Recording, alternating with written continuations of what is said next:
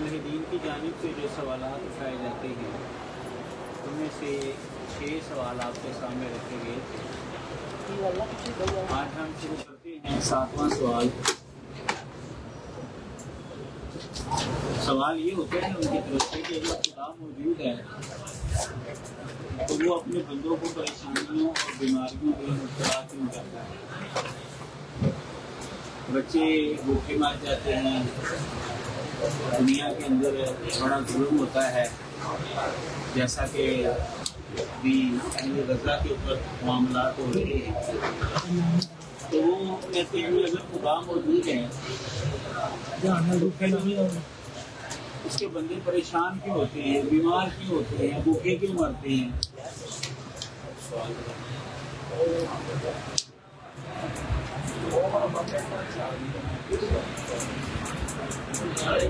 इसका पहला जवाब ये है,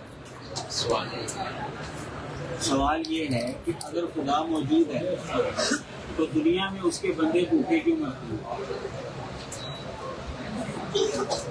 बीमारियों में मुब्तला क्यों होते हैं, परेशान क्यों होते हैं।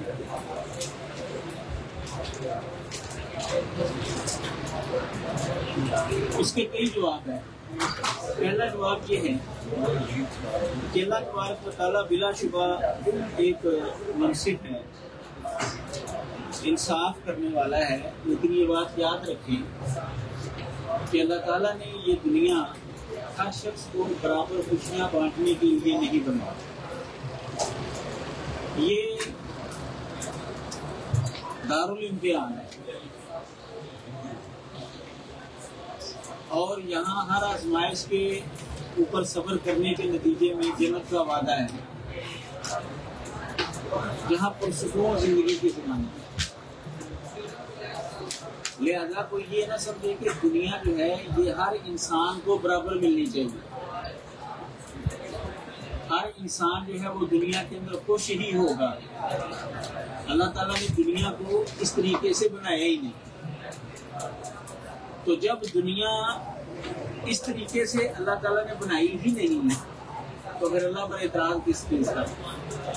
अल्लाह ताला ने तो नहीं कहा कि दुनिया में हर इंसान को मैं 100% खुशियाँ दूंगा, बल्कि अल्लाह ताला ने तो दुनिया को दारुल इम्तिहान बनाया और दारुल इम्तिहान के अंदर इस तरह के मामला होते हैं। दूसरी चीज, दूसरा जवाब, दुनिया में ना तो हर शख्स को बादशाह बनाया गया और ना ही हर शख्स को फकीर बनाया गया। बादशाह की बादशाही के जरिए उसको आजमाया गया और फकीर की फकीरी के जरिए उसको आजमाया गया। और ये आजमाइश आम इंसान की ही नहीं बल्कि अल्लाह ताला के जो मुकर्रम बंदे हैं अंबिया उनकी भी होती है। हजरत अय्यूब अलैहिस्सलाम ने बीमारी का मुकाबला किया, कई अंबिया को शहीद कर दिया गया है। तो इसका मतलब ये है कि ये दुनिया दारुल इम्तिहान है। इसमें अल्लाह ताला ने हर बंदे को हर तरह की जो है वो नेमत देने के लिए नहीं बनाया।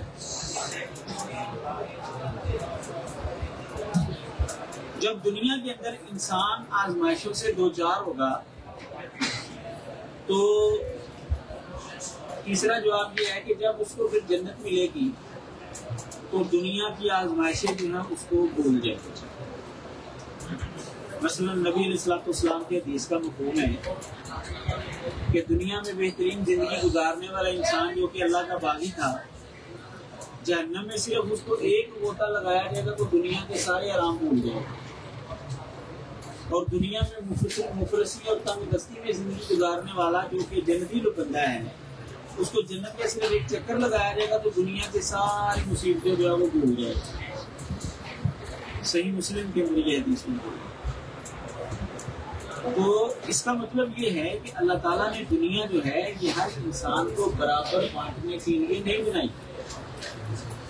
अल्लाह ताला ने इसको दारुल इम्तिहान बनाया है तो आजमाइश किसी भी अंदाज से अल्लाह ताला कर सकता है। चौथा जवाब ये है, चौथा पॉइंट ये है कि अगर दुनिया में ये दर्जाबंदी ना होती कोई अमीर है, कोई गरीब है, कोई बीमार है, कोई तंदुरुस्त है, कोई जालिम है, कोई मजलूम है, तो दुनिया का निजाम नहीं चल सकता। मसलन अगर सारी दुनिया ही बादशाह होती तो बादशाहों का काम किसने करना था? खिदमत किसने करनी थी? बादशाहों को रोटी पकाकर किसने देनी थी? उनका लिबास किसने बनाना था? उनका महल किसने बनाना था? हर बंदे ने कहना मैं बादशाह, मैं तेरा महल क्यों बनाऊं, मैं तुझे रोटी पकाकर क्यों दूं? अगर सारे गरीब होते तो कामकाज कौन किसका करता? कहाँ से कमाई आती, कहाँ से खुराक आती? दुनिया का निजाम कैसे चल सकता? इसी तरह सारे तंदुरुस्त होते फिर भी निजाम नहीं चल सकता था, सारे बीमार होते फिर भी निजाम नहीं चल सकता। तो अल्लाह तबारक व तआला ने ये जो इंसानों के अंदर दर्जाबंदी रखी है, एक तो ये दारुल इम्तिहान की वजह से है और दूसरा ये है दुनिया का निजाम चलता है। अगर लोग गरीब नहीं होंगे, माड़े नहीं होंगे, तो अमीर लोगों का काम कौन करेगा? मेहनत मजदूरी करने वाले नहीं होंगे तो लोगों का काम कौन करेगा भाई? और अमीर लोग नहीं होंगे तो माड़े लोगों को तनख्वाह कौन देगा? उनके खुराक का बंदोबस्त कौन करेगा? इसी बात को आप पांचवें अंदाज से समझ सकते हैं कि एक जाहिल और अनपढ़ आदमी फैक्ट्रियों का मालिक होता है और पढ़े लिखे समझदार लोग उनके मुलाजिम होते हैं। आखिर क्या वजह है कि तालीम और जहानत जो है वो मुलाजमों के पास ज्यादा है, मालिकों के पास कम है, लेकिन वो ज्यादा अमीर हैं, वो मालिक है और ये नौकर है। आखिर कोई तो हस्ती है जो चाहती है कि ये दर्जाबंदी है, तभी तो ये निजाम चले। और इसी को आजमाइश कहा, यही आजमाइश।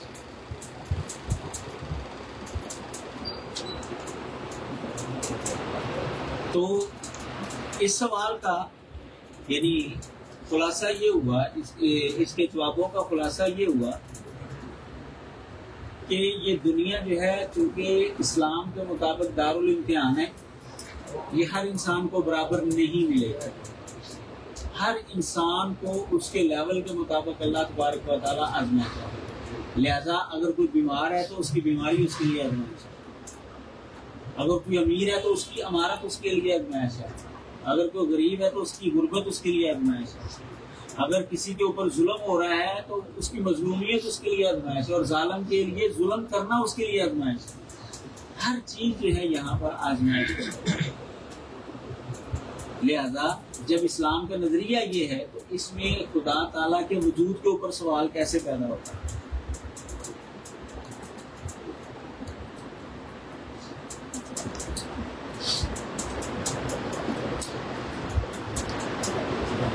अच्छा, इसको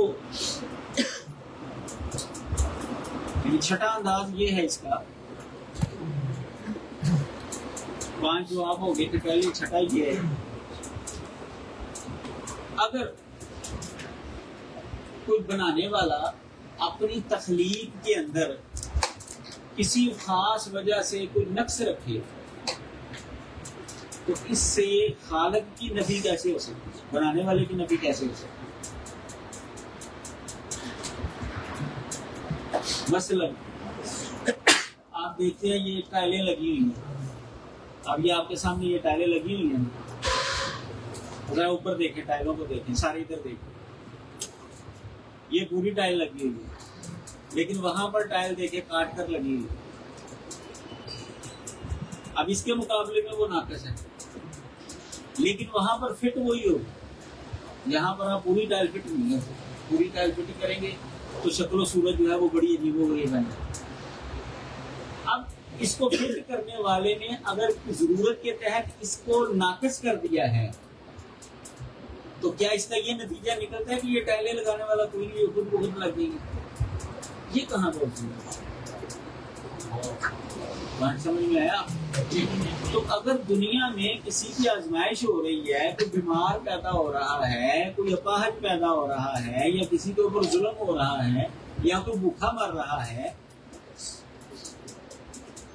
तो इसका ये नतीजा निकालना कि इसको बनाने वाला कोई, ये कहाँ का उसूल निकल रहा है? तो इस अंदाज से भी आप इसका जवाब जो है वो सोच सकते।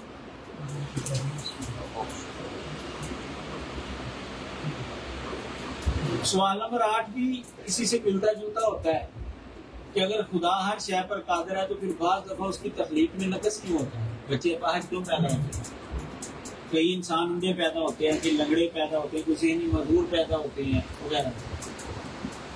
तो इसका मतलब यह है कि खुदा जो है वो कादिर नहीं है या खुदा मौजूद नहीं है, क्योंकि तख्लीक के अंदर जो वो नक़्स पैदा होता है। तो ये सवाल भी चूंकि पिछले सवाल से मिलता जुलता है, तो इसका जवाब भी वही है कि अगर तख्लीक करने वाला किसी खास सबब से अपनी तख्लीक के अंदर कोई नक़्स रखे, तो इससे तख्लीक कार की नफी कैसे हो सकती है, खालक की नफी कैसे हो सकती है? ये कहाँ पर हो सकती है?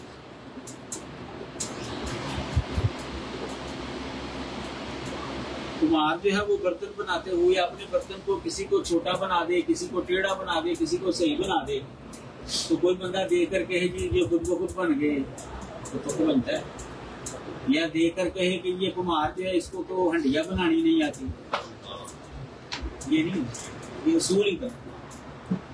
तो इससे चूंकि ये दुनिया दारुल इम्तिहान है, तो दारुल इम्तिहान के अंदर किसी तरह भी अल्लाह ताला आजमाइश कर सकता है। कुरान मजीद में अल्लाह तबारक व तआला ने फरमाया है वलनबलुवन्नकुम बिशैइन मिनल खौफि वल जूइ व नक़्सिन मिनल अमवालि वल अनफुसि वस्समरात वबश्शिरिस साबिरीन। आजमाइश किसी तरह भी हो सकती है, ये इस्लाम का उसूल है। लिहाजा इससे खुदा की नफी हरगिज़ लाज़िम नहीं आती। सवाल नंबर 9 ये होता है कि अहले मज़ाहब जब ये मानते हैं कि हर चीज डिजाइन की गई है और डिजाइनर जो है वो खुदा है, तो फिर खुदा का भी कोई डिजाइनर होना चाहिए। ये सवाल उसी तरह का जैसा पहला सवाल है ना कि अगर हर चीज खुदा ने बनाई है तो फिर खुदा को भी इसने बनाया है, ये उसी तरह का सवाल है।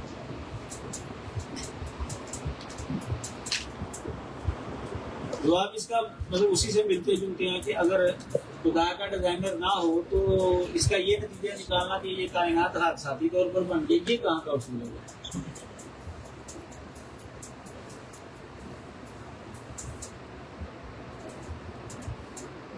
तो ये लोग जो हैं, ये जैसा कि मैंने बताया था कि ये तजाद फिक्र है, इनकी फिक्र मुतजाद है इस मसले के अंदर कि वो कायनात का खालिक नहीं मानते तो कायनात का वजूद तस्लीम करते। इसी तरह तो कायनात का डिजाइनर नहीं मानते, इसके बावजूद कायनात का वजूद मानते। तो खुदा को बगैर डिजाइनर के और बगैर तख्लीक के क्यों नहीं वो मान सकते? कायनात को तो वो मान रहे, फिर कायनात का भी इनकार कर दी। बहरहाल वो सारे जवाब जो हैं वो इसके तहत भी आ जाएंगे। तो वहाँ पर पहले सवाल के तहत जो जवाब आए हैं वो सारे इधर भी आ सकते। 10वां सवाल ये होता है उनकी जानिब से कि अगर कायनात का कोई खालिक मौजूद है तो इंसान के लिए तो इतनी बड़ी कायनात की जरूरत ही नहीं थी। इंसानों के लिए तो थोड़ी सी कायनात भी होती, थोड़ी सी जमीन होती तो वो काफी। इतना बड़ा हुजम जो है वो क्यों बना दिया खुदा ने? एक निज़ाम शमसी और एक अक्षा पर मुश्तमिल क्यों नहीं बनाई उसने ये कायनात? इंसानों के लिए तो बस यही काफी था। सवाल भी कायनात के अंदर, दुनिया के अंदर कहते हैं कई निज़ाम शमसी हैं, कई कहकशाएं हैं, लेकिन इंसान की जो जरूरत पूरी करने वाली चीज है वो एक ही सूरज और एक ही जमीन। बाकी सियारे, बाकी कायनात, उसका कोई फायदा नहीं। अगर खुदा जो है वो खालिक है तो उसने इंसानों के लिए इतनी बड़ी कायनात क्यों बना दी? सवाल समझ में आया अब? अच्छा, पहला जवाब इसका ये है कि हम फर्ज कर लेते हैं कि कायनात बिल्कुल छोटी है, तो क्या मुल्हिदीन को तसल्ली हो जाएगी? वो कहेंगे कि खुदा इतना बड़ा है और कायनात छोटी सी बना दिया उसने। असल मकसद इन लोगों का समझना नहीं। इस तरह के सवालात जो हैं वो असल मकसद उसका जो है वो समझना नहीं होता, सिर्फ इतराज बराए इतराज उनका मकसद होता है। तो अगर हम इसको मान लें कि ये छोटी कायनात है तो क्या बुलहे जो है वो तकाजा नहीं करेंगे खुदा इतना बड़ा है और उसने छोटी सी कायनात बना दी। बहरहाल दूसरा जवाब इसका ये है कि अगर किसी चीज की वजह मालूम ना हो तो क्या उसके बनाने वाले की नफी हो जाती है? मसलन ये अभी लैपटॉप आपके सामने पड़ा हुआ है या मोबाइल आपके पास मौजूद है, आप इनको खोलेंगे, इनके मदरबोर्ड के अंदर जाएंगे, कई चीजें ऐसी हैं जिनकी आपको समझ नहीं आएगी, वजह नहीं मालूम होगी, ये यहाँ पर क्यों लगी है, ये इतनी छोटी क्यों है, ये इतनी बड़ी क्यों है। तो क्या इससे ये लाजम आएगा कि ये लैपटॉप और मोबाइल खुद ब खुद बन गया, इसको बनाने वाला कोई? यानी अगर किसी चीज की वजह मालूम ना हो तो इससे बनाने वाले की नफी साबित होती है। ये कहाँ का उसूल है? ये सवाल ही बुनियादी तौर पर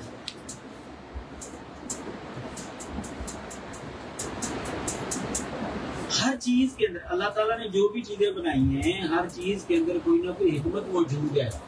वो ये है कि किसी की हमें समझ आ जाती है, किसी की समझ नहीं आती। मिसाल के तौर पर यूट्यूब के ऊपर अगर आप जाएंगे तो आपको एक वहां पर डॉक्यूमेंट्री मिलेगी चीन के हवाले से। पहले चीन ने एक दफा फैसला किया कि ये जो हमारी फसल उगती है ना, ये चिड़ियां जो है ना ये काफी नुकसान करती हैं, हमारी फसल उजाड़ जाती हैं। तो हुकूमत की तरफ से ऐलान हुआ कि चिड़ियां जो है ना ये सारी मार दें, ये फसल खराब करती है। लो जी, उन्होंने सारी चिड़ियां मार दी, फसल बिल्कुल ही तबाह हो गई, चिड़ियां भी नहीं बची, फसल भी नहीं बची। जब उन्होंने गौर किया तो उनको समझ आया कि ये जो चिड़ियां थी ये असल में हमारी पैदावार को खराब नहीं करती थी, हमारी पैदावार के ऊपर जो कीड़े लगते थे ना, असल में वो कीड़े खाती थी। अब चूंकि चिड़ियां सारी खत्म हो गई तो अब वो कीड़ों को मारने वाली चीज मौजूद नहीं है, तो उन कीड़ों ने सारी पैदावार तबाह कर दी। अब उनको समझ आई कि चिड़ियों का असल में फायदा क्या है। बज़ाहिर वो देख रहे थे चिड़ियां हमारी फसल जो है वो खराब करती हैं, लेकिन हकीकत में वो जो कीड़े लगते थे ना उनको खाती। तो ये अहले चीन ने फिर बाद में ऐलान किया कि नहीं, चिड़ियों को खत्म नहीं करना। उनको पता चल गया कि ये तो बड़ी फायदेमंद चीज है।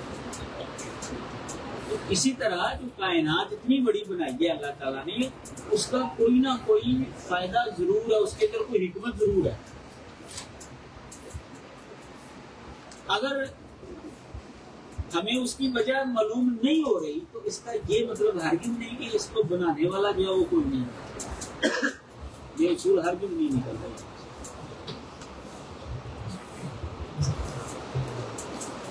11 नंबर सवाल ये है कि कायनात का मुताला बताता है कि यहाँ हर काम एक कानून फितरत के तहत होता है। कायनात को अगर आप गौर करेंगे तो सुबह सूरज जो है वो शुरू होता है, शाम को गुरूब होता है, चांद जो है वो शुरू होता है और फिर गुरूब हो जाता है। तो ये एक निज़ाम के तहत जो है ना ये सारी कायनात कानून फितरत के तहत, लॉ ऑफ नेचर के तहत जो है ये कायनात सारी चल। लिहाजा हमें खुदा की जरूरत ही नहीं है।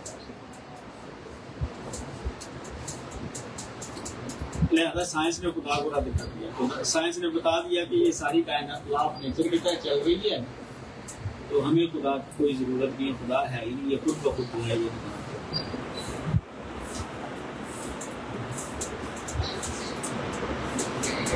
पहला जवाब इसका ये है कि ये सवाल उठाने वाला बंदा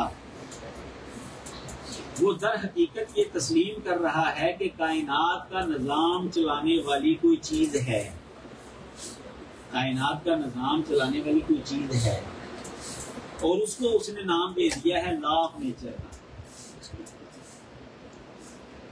यानी कायनात को कोई ना कोई चीज चला रही है। ये सवाल उठाने वाला असल में वो ये बात कर रहा है कि कायनात का निजाम कोई ना कोई चीज चला रही है, उसका नाम उसने लाभ नेचर रख दिया, बस फितरत रख दिया, उसने कानून फितरत रख दिया।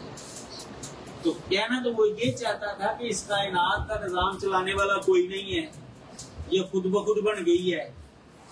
और मान क्या रहा है कि एक चीज है जो इसका निजाम चला रही है, वो क्या है? लाभ नेचर, कानूनी फितरत। समझ आए? इसको कहते हैं कि बारिश से बचने के लिए बंदा परनाले के नीचे खड़ा हो गया, यानी जिस चीज से वो बचना चाह रहे थे वही चीज वो अपने लफ्जों में तस्लीम कर रहे थे। कोई चीज है जो निजाम चला रही है। पहली बात है।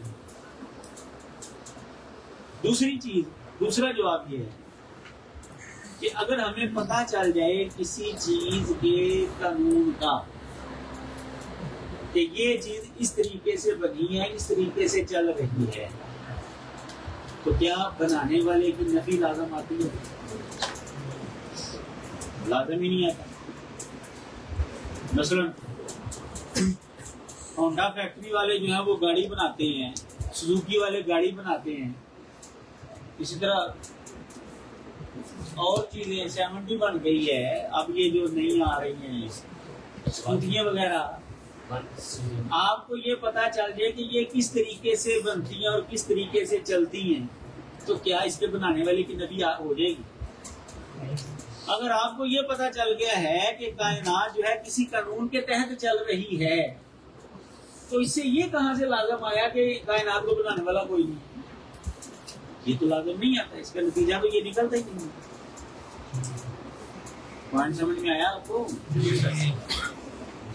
तीसरा जवाब ये है कि कानून फितरत, जिसको वो कानून फितरत कह रहे हैं, लॉ ऑफ नेचर कह रहे हैं, वो तो बेशऊर चीज है। बेशऊर चीज जो है वो शऊर वाली चीजों को, जानदार चीजों को कैसे पैदा कर सकती है? एक बेशऊर चीज है जिसके अंदर कोई अकल फहम ही नहीं है, उसको शऊर ही नहीं है, जिंदगी ही नहीं है, वो जिंदगी वाली चीजें कैसे बना सकती है? समझ आई है? वो जिंदगी वाली चीजें कैसे बना सकती है जिसके अंदर खुद शऊर भी, उसको पता ही नहीं शऊर है कि, तो वो इंसान को कैसे बनाएगा? शऊर वाली चीज को वो कैसे बना सकता? तो इससे पता चलता है कि शऊर वाली चीजें दुनिया में मौजूद है, इसके पीछे कोई शऊर वाली चीज है जो जिसने इनको पैदा किया, जिसने इनको बनाया। तो अगर लॉ ऑफ नेचर जो है उसने कायनात को बनाया है या कायनात को चला रही है, तो लॉ ऑफ नेचर जो है वो तो बेशऊर चीज है। तो बेशऊर चीज तो शऊर वाली चीजों को बना ही नहीं सकती, बना कर दिखाएंगे। उसके पीछे कोई ना कोई शऊर जरूर होगा, उसके पीछे कोई ना कोई। मसलन वो कह देंगे कि ये देखें रोबोट जो है वो गाड़ी बना रहा है, रोबोट क्या बना रहा है? तो रोबोट को किसने बनाया? रोबोट को ये चीज किसने सिखाई? इसलिए पीछे शऊर है, पीछे क्या है? शऊर है। तो लॉ ऑफ नेचर जो बेशऊर चीज है वो कैसे ये चीजें बना सकती? एक इल्जामी जवाब भी आप इसका दे सकते हैं। चौथा जो जवाब है इसका कि कानून फितरत नजर नहीं आता लोगों को, लेकिन उसको मान रहे हैं आसार के जरिए। तो जब हम कहते हैं कि खुदा नजर नहीं आता, आसार के जरिए उसके वजूद का पता चलता, तो वहां पर एतराज करते हैं, उसको मानने के लिए तैयार नहीं होते। समझ आया है पॉइंट? इस अंदाज से भी आप उनका रद्द कर सकते हैं कि आपका सवाल जो है वो आपके खिलाफ ही जा रहा है भाई। कि जब हम कहते हैं कि खुदा वो कि हमें नजर नहीं आ रहा, लेकिन वो अपने आसार से हमें उसके वजूद का पता चलता है, तो आप नहीं मानते। तो यहाँ पर लॉ ऑफ नेचर आपको कभी नजर नहीं आया, ना कभी आप किसी को दिखा सकते हैं, लेकिन उसके आसार से आप उसको मान रहे हैं। रोजाना सुबह जो है वो सूरज शुरू होता है, देखें रोजाना इतने मिनट आगे जाएगा, इतने मिनट पीछे जाएगा, ये होगा वो होगा, कभी तब्दीली नहीं हुई। तो लॉ ऑफ नेचर के तहत ये साथ है। तो ये क्यों फिर आप मान रहे हैं? इसका भी इनकार कर दें। तो इसका मतलब ये है कि अहले मज़ाहब का जो मौक़िफ़ है वो दुरुस्त है। सवाल का नतीजा ये है कि अहले मज़ाहब का मौक़िफ़ क्या है? दुरुस्त है कि खुदा गो कि हमें नजर नहीं आ रहा दुनियावी आंख से, लेकिन अपने आसार से उसका वजूद है, हमें मालूम है। पांचवा जवाब ये है कि कानूनी फितरत सिर्फ ये बताता है कि काम कैसे हो रहा है, ये जो कहते हैं ना लॉ ऑफ नेचर के तहत ये सारी चीजें, लॉ ऑफ नेचर ये बताता है कि काम कैसे हो रहा है, ये उसका मौजू ही नहीं कि ये काम किया किसने है, ये काम किया किसने है और क्यों किया है। असल में यहाँ पर जो है ना ये मुल्हिदीन को गलती लगती है कि साइंस और मजहब जो है ना असल में इन दोनों का मौजू अलग अलग है, वो गड़बड़ कर देते। मजहब का मौजू है किसने तख्लीक किया है, किसने तख्लीक किया है और क्यों तख्लीक किया है, जबकि साइंस का मौजू है कैसे, तरीकाकार के ऊपर। साइंस का मौजू है तरीकाकार, ये चीज कैसे बनी है, ये चीज काम कैसे करती है, साइंस का मौजू ये है। बनाई किसने है ये तो उसका मौजू ही नहीं है। पॉइंट समझ में आया? तो मजहब को रद्द करने के लिए वो साइंस का सहारा ले रहे हैं, हालांकि मजहब का मौजू और है, साइंस का मौजू और है। साइंस के अंदर आपको चीजों का मतलब मिलेगा, ये कैसे तुलू होता है, चांद ग्रहण कैसे लगता है, रात कैसे आती है, दिन कैसे आता है, वगैरह वगैरह तरीकेकार के ऊपर बहस होती है। ठीक है, इंसान कैसे पैदा होता है, कैसे उसकी परवरिश होती है, किस उम्र में जाकर उसके साथ क्या उसके ज़हनी चेंजिंग क्या आती है, और ये करता कौन है, ये उसका मौजू नहीं है, ये मौजू है मजहब। तो वो असल में दोनों चीजों को मिक्स कर देते हैं। तो जब आप मजहब को मजहब की जगह पर रखेंगे, साइंस को साइंस की जगह पर रखेंगे, तो पता चल जाएगा कि साइंस का मजहब को रद्द करने वाला अंसर है ही। मसलन एक समंदर की मिसाल से आप समझेंगे, हमारी जमीन पर ही पानी क्यों है, दूसरे सियारों पर पानी क्यों है? ये पानी जरूरी क्यों है? समंदर का पानी जो है वो नमकीन क्यों है? ये पानी के अंदर लहरें क्यों आती हैं? अब ये चीजें जब आप सामने रखेंगे तो आपको पता चलेगा कि साइंस का मौजू कुछ और है, मजहब का मौजू कुछ और है। साइंस आपको ये बताएगी कि पानी जो है ना बस ऊपर से आया है, नीचे समंदर के अंदर जो है ना वो चांद की तो पता नहीं वो खास रातें होती हैं जिसकी वजह से वो ज्वार भाटा उठता है और जो है ना लहरें जो है ना वो आना शुरू हो जाती हैं। और पानी जी के अंदर नमक इसलिए है कि ये पानी जब पहाड़ों से नीचे आया तो नमक वाले पहाड़ थे तो उनके साथ नमक भी आ गया। आया क्यों? आया क्यों? उसने बताया तो है कि इस तरीके से आया, लेकिन आया क्यों? ये साइंस का मौजू नहीं है भाई। इसलिए आया है कि अगर ये ना आता तो पानी साफ जो है वो तो ज्यादा मुद्दत के बाद जो है वो तो खराब हो जाता, बदबू पैदा हो जाती है। तो दुनिया के अंदर तो तबाही आ जानी थी, तो यहाँ पर तो जिंदगी रह ही नहीं सकती, सांस ही नहीं बंदा ले सकता था, मर जाना था सारे ने। तो जब पानी नमकीन होगा तो नमकीन पानी जो है वो खराब नहीं होता, इसलिए नमक आया है। उन्होंने बताया तरीका ये है नमक आने का, लेकिन आया क्यों है ये उसका मौजू नहीं। अच्छा, लहरें क्यों आती? उन्होंने तरीका बता दिया कि ऐसे लहरें आती हैं। भाई आती क्यों है? भाई इसलिए आती हैं ताकि वो नमक नीचे ना बैठ जाए। अगर नमक नीचे बैठ गया तो ऊपर वाला पानी जो है वो मीठा हो जाएगा, वो साफ हो जाएगा और खराब हो जाएगा, दुनिया तो फिर भी तबाह हो जाएगी। मजहब का मौजू कुछ और है, साइंस का मौजू कुछ और है। तो यहाँ पर वो गड़बड़ कर देते हैं, साइंस को मजहब के साथ, मजहब को साइंस के साथ जोड़कर कहते हैं दो मजहब गलत हो गया। वो भाइयों का मौजू हो रहे, उसने बताना है कैसा, कैसे के ऊपर वो सारी बहस कर, किसने, ये मजहब का मौजू। और मजहब ने बताया कि ये सारी कायनात किसने बनाई है? अल्लाह ने। जो भी यहाँ पर काम हो रहा है ये अल्लाह ताला की कुदरत से हो रहा है, अल्लाह ताला ने अपने कंट्रोल में किया हुआ है और इसके अंदर कोई ना कोई हिकमत मौजूद है।